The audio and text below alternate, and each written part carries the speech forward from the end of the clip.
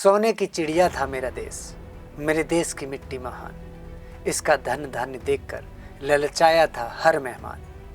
नमस्कार दोस्तों, मैं जितेंद्र सिंह AGIS में आपका स्वागत करता हूँ। आज हम प्राचीन भारत में होने वाले विदेशी आक्रमणकारियों की बात करने के लिए जा रहे हैं। ये ऐसे आक्रमण थे जो आए तो आक्रमण के उद्देश्य से, लूट के उद्देश्य से, लेकिन भारत की समृद्धि को देखकर, भारत की संस्कृति को देखकर, भारत के धन धान्य को देखकर उन्होंने यहीं पर रुकने का निर्णय किया। उन्होंने भारत की संस्कृति और समृद्धि में योगदान भी दिया। आज हम ऐसे ही विदेशी एक आक्रमणकारी जिनका नाम था शक, उनकी बात करने के लिए जा रहे हैं। प्राचीन भारत में भारत पर जितने भी आक्रमण हुए, उनमें सबसे पहले आक्रमण के रूप में हम पर्सिया के डेरियस प्रथम का आक्रमण जानते हैं। डेरियस प्रथम के बाद में भारत पर अलेक्जेंडर ने दूसरा आक्रमण किया। तीसरे आक्रमणकारी के रूप में हम सेल्यूकस निकेटर को जानते हैं। सेल्यूकस निकेटर ने मौर्य काल में भारत पर आक्रमण किया था। मौर्य काल के पतन के बाद केंद्रीय सत्ता कमजोर हो गई। भारत पर विदेशी आक्रमणकारियों की नजर पैनी हो गई। उन आक्रमणकारियों में 4 आक्रमणकारी हैं जिन्होंने मौर्योत्तर काल में लगातार भारत पर आक्रमण किया। इनमें पहले थे इंडो-ग्रीक, दूसरे शक, तीसरे पहलव और चौथे कुषाण। आज हम मौर्योत्तर काल के दूसरे आक्रमणकारी शक की बात करने के लिए जा रहे हैं। शक जो अपने आप को क्षत्रप और महाक्षत्रपों की उपाधियों से सम्मानित करते थे, सुशोभित करते थे। हकीकत में ये शक कौन थे जिन्होंने भारत की संस्कृति में और भारतीय इतिहास में एक बड़ा योगदान दिया? सबसे पहले हम शकों के ओरिजिन या उद्गम की बात करें। वास्तविकता में प्रामाणिक तौर से तो कुछ भी नहीं कहा जा सकता, बस इतना कहा जा सकता है कि शक सेंट्रल एशिया से आए थे, मध्य एशिया से। कुछ लोग इनका निवास स्थान आज के किर्गिस्तान में इसिक-कुल लेक के पास मानते हैं कि इसिक-कुल झील के किनारे शक रहा करते थे। वहां से पारिस्थितिकी परिवर्तन के कारण ये दक्षिण की ओर बढ़े और इली नदी के तट पर आकर बस गए। इली नदी आज के ताजिकिस्तान और चीन के क्षेत्र में, पश्चिमी चीन के क्षेत्र में बहती। इली नदी के किनारे ये आकर बसे और ऐसा बताते हैं कि उसी समय इन पर यूची कबीले के लोगों ने आक्रमण किया। शक वहां से भाग खड़े हुए और ये दक्षिण की तरफ आ गए।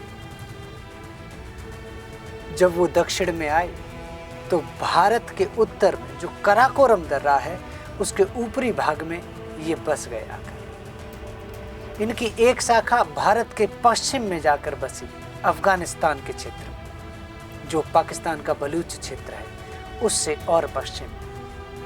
इसीलिए हम कहते हैं कि सेंट्रल एशिया में, मध्य एशिया में शकों की 2 शाखाएं थी, एक उत्तरी शाखा और एक पश्चिमी शाखा। उत्तरी शाखा के क्षत्रप और पश्चिमी शाखा के क्षत्रप। उत्तरी शाखा के शक कराकोरम दर्रे से होकर भारत में आए। उन्होंने मथुरा और तक्षशिला को अपना निवास स्थान बनाया। ऐसा बताते हैं कि तक्षशिला में शकों का जो पहला राजा हुआ था, उसका नाम मोग था। अर्थात तक्षशिला में शक वंश का संस्थापक मोग या माउज नाम का राजा था। मथुरा में वहीं राजुल ने सत्ता स्थापित की। जब उत्तरी क्षत्रप भारत में आ चुके थे, उसके बाद पश्चिमी क्षत्रपों ने भारत में आगमन किया। पश्चिमी क्षत्रप भारत में उज्जैन और नासिक 2 जगहों पर रहे। उज्जैन में चष्टन नामक के एक क्षत्रप ने भारत में उज्जैन में शक वंश की नींव डाली, जबकि नासिक के शक में भूमक नाम का एक राजा था। वह नासिक के शकों का संस्थापक माना जाता है। उत्तरी क्षत्रपों में हम ज्यादा नहीं जानना, हमें जानना है पश्चिमी क्षत्रपों में। पश्चिमी क्षत्रपों में वह क्षत्रप वंश जिसकी स्थापना चष्टन नाम के राजा ने की थी, उसी वंश में आगे चल के रुद्रदामन नाम के एक महान राजा हुए। रुद्रदामन का राज्याभिषेक गुजरात के क्षेत्र तक था, जो आज का कच्छ का रण है।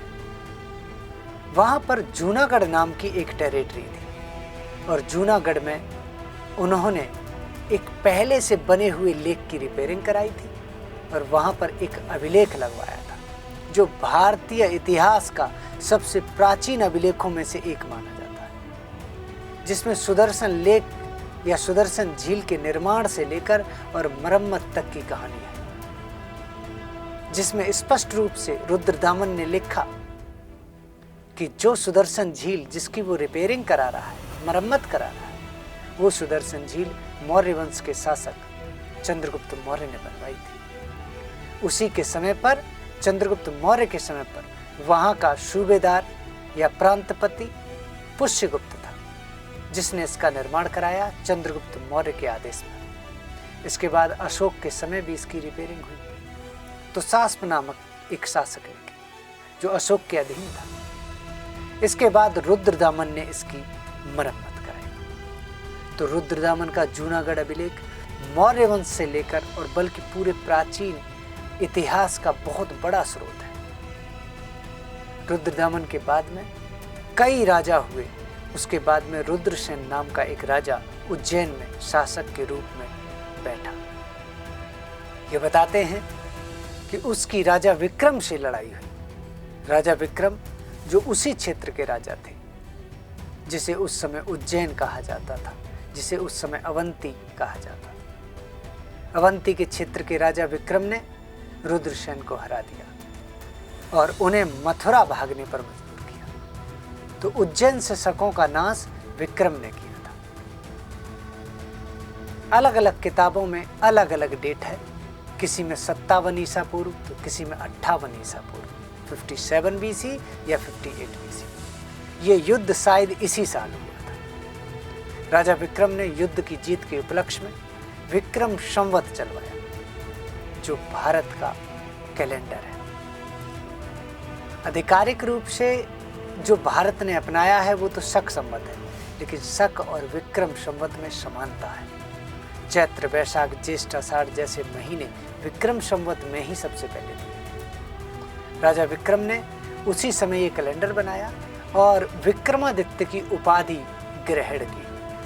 ये कहते हैं कि वही विक्रमादित्य पहले विक्रमादित्य थे, जो 57 या 58 ईसा पूर्व में भारत में हुए थे। महान शासक थे।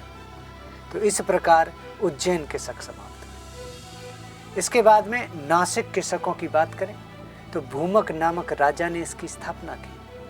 लेकिन नासिक के शकों में एक राजा था जो शकों में सबसे ज्यादा ताकतवर था। शकों में सर्वाधिक शक्तिशाली नहपान को मानते हैं, जो नासिक का शक था। लेकिन उसे भी शातवाहन वंश के एक महान राजा जो अमरावती पर शासन करते थे, जिनका नाम था गौतमी पुत्र सातकर्णी, उन्होंने परास्त करके उसका वध कर दिया था और नासिक पर कब्जा कर लिया।